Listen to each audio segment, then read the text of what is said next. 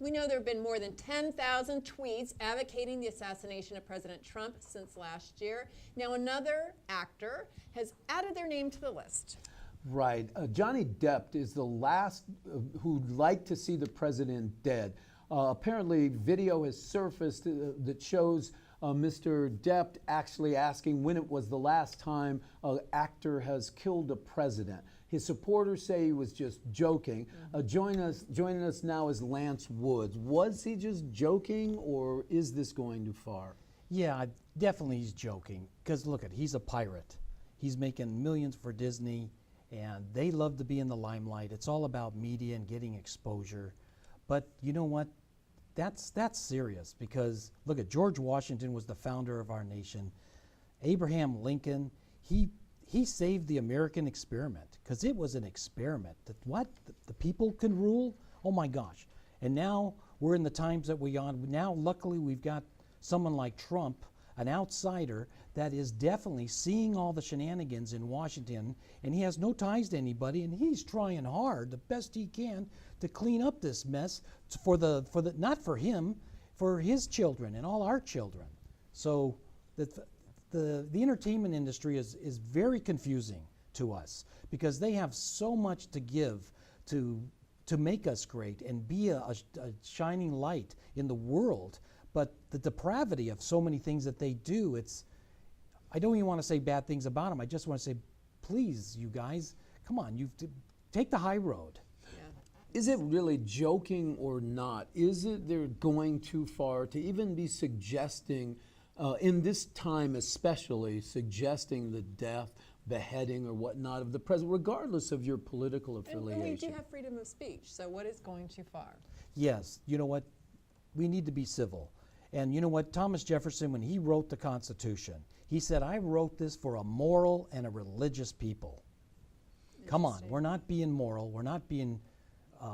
everybody's got different faiths. There's probably maybe one faith that I know of where they would like to do that. So the majority of us, we don't do that kind of stuff. You can't have, that's the medieval times. Well, I know when at a local school, there was a kid who said, I'd just like to blow everybody up.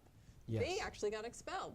Yes. So what happens to other people who are in the media? In fact, we have quite a few celebrities who have discussed wanting to blow something up or kill whoever. And I think people need to know that there's a point where this is a freedom that we have, but we have to be responsible with our freedoms. Well said. And well said. So is it true that there are a list of other celebrities that have said something? I believe so. And Is Lance, that I true? think Yeah, you have there's- something of a list. I don't know that they've all said they want to murder him as much as they've just had some very well, one serious part kind of got derogatory me. remarks. You know, Robert De Niro.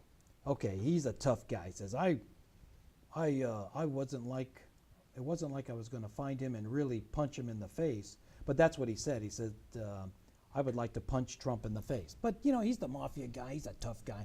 Okay, but then see, they're in the arena to. So we're increasing exposure over time.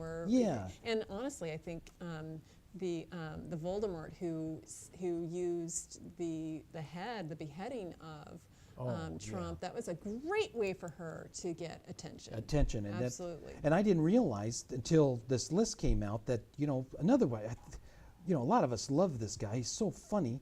And I say Voldemort because he who shall not be named in the yeah, it was, what is it? You're talking George? Oh, George. Right. George baby. George Lopez. George Lopez. He did a tweet with the president, Vicente Fox, with the head of Trump. Oh my gosh, I didn't even know that until this article came out. And then she ends up doing that. You know what? We've got a lot of people on the edge, in the fringe, to where, and the one thing too is the news media is getting to where we're very patriotic. And then all of a sudden, if you start saying things so strongly that you're jeopardizing the republic, remember, we're not a democracy. Everybody keeps calling us a democracy. I pledge allegiance to the flag of the United States of America, to this republic. We're not a democracy. Democracy is mob rule. So a republic is going to get threatened.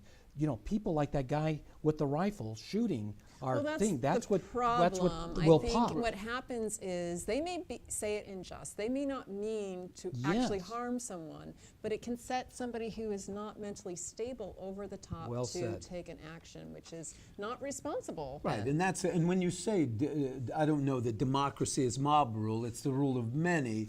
in an organized way, but it's a 51%. republic. It is a republic, right? But the idea that you would probably have a lot of folks saying that democracy is something a little more than mob rule. I think that what you're saying is that in the republic, it's an organized administration of democracy with decorum and some idea of rules, Rule of which law, may be going too betcha. far, right, You at this bet. point. And I think You one of the bet. other things that Johnny Depp said too was maybe it's time for another actor to kill a president. Was that kind of what he said? Yeah, In boy, And we know referring to that- the that- Lincoln situation. Exactly. So we know that we lost Yeah. a dear president in that situation, and even associating that kind of terror would be. Well, for me, it wouldn't matter. And I think about this really.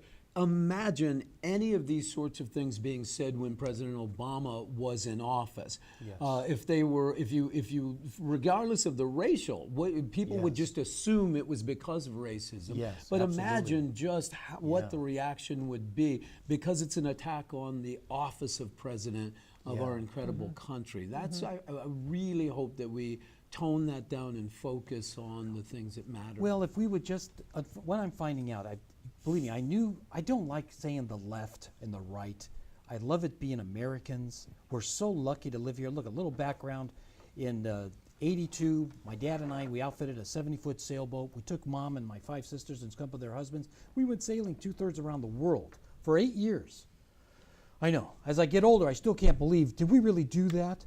So we got to know all these people and got to find out all this stuff. Like right now, I just went to Atlanta for the Rotary International Convention. I went 43,000 people from 128 countries. I asked them, I said, what do you think about Trump and the stuff with the Russia thing?